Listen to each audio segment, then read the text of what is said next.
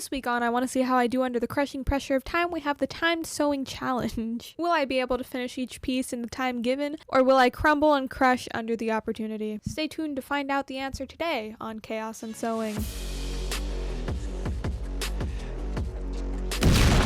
I'm going to start with the longer time frame, work towards the shorter ones. For the 3-hour project, I plan on making a wrap skirt out of this fabric that will tie around my waist. No zippers or buttons involved. Technically just a really big rectangle, maybe a little snazzier than that, I don't know. I haven't made it yet. I have a basic design sketched, but nothing has been cut out, the fabric hasn't been touched. That will all happen during the time frame. Without further ado, let's get it started.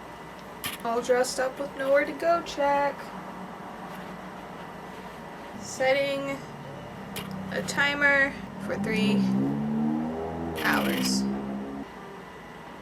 Beep. This one went very well, all things considered. I believe I had like one tiny thing I had to fix after the time limit was over, that being the thing at the bottom. Picked this fabric because I knew I had a good bit of it. Once the time started, I immediately cut out a big ass rectangle, evened it out, made sure it was straight, at least straighter than me. I cut out the ruffle, also made sure that was pretty straight, and about double the length of the first big rectangle. I hemmed the ruffle, slapped that bitch on. Now I took 2 really long rectangles, super thin one, made big tubes, ironed them, and then sewed those to the top corners, the skirt, so that I could tie it around my waist. And that's it. That's a wrap skirt for you. After I got that bit done, which did not take very long, I decided to get a little spicy with it and took some white thread and sewed a very long, kind of just random pattern at the bottom of my skirt. And then I realized, because I'm super big brain, that I've been doing that wrong the entire time I've been sewing. Turns out when you use those fancy settings or any setting,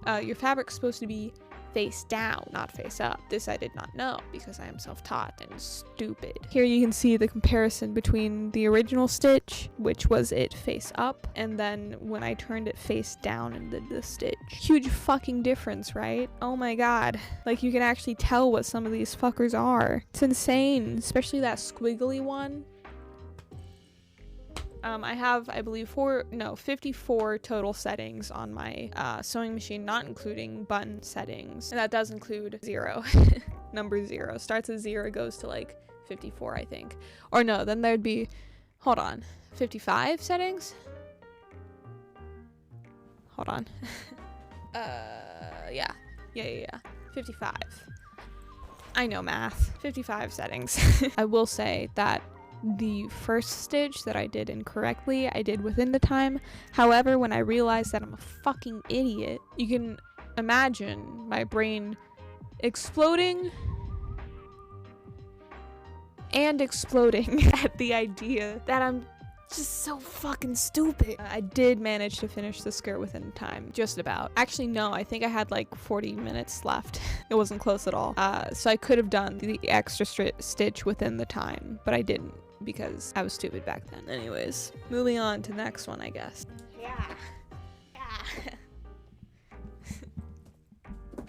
That's what I deserve, a whipping for my stupidity. Now we swiftly move on to the next challenge. The contestants seemed to narrowly survive that last challenge. The tiger herd near the end there almost ripped them apart, but they survived. Moving on to the next challenge, let's see if they can survive this one, the 1-hour challenge. This time making a comfy pair of socks.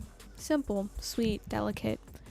Start the timer. I started with a basic sketch. I also had already found 2 fabrics, being this lace fabric and this red like knitted scarf thing I found at a thrift store. This one was super easy. Admittedly, I don't do like socks or whatever a lot. The key definitely being to choose a stretchy fabric. I guess you could call this knitted stuff stretchy. It's kind of just full of holes. After that, it was just a matter of putting the lace on it. This one I did not actually finish within the time. I would have, but the lace got stuck in my sewing machine foot.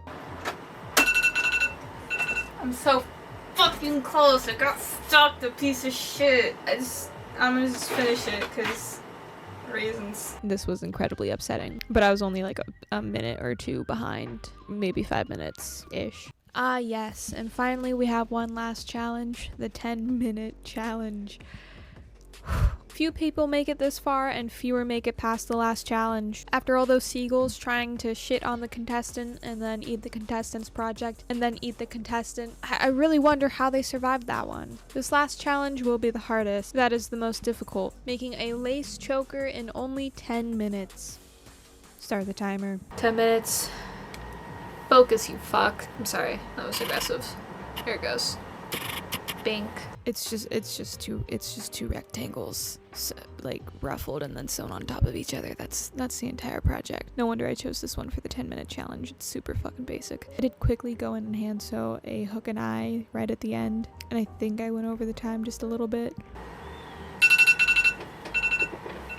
Beautiful timing. There's wet glue on this, so I don't want to put it on yet, but it's done theoretically. Wow, what an amazing performance. All those helicopters and Subway sandwiches and that one horny leopard really were no match for the contestants' abilities. Next time on Sewing in Chaos, we will watch the contestant burn down a Chick-fil-A while a steroided out mouse chases them through the flames on Christmas. Thank you, and we'll see you next time.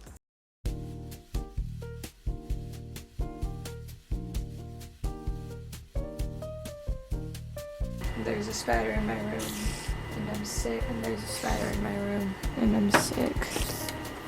And did I mention there's a spider in my room, and I'm sick, and I don't want to deal with it. Ah!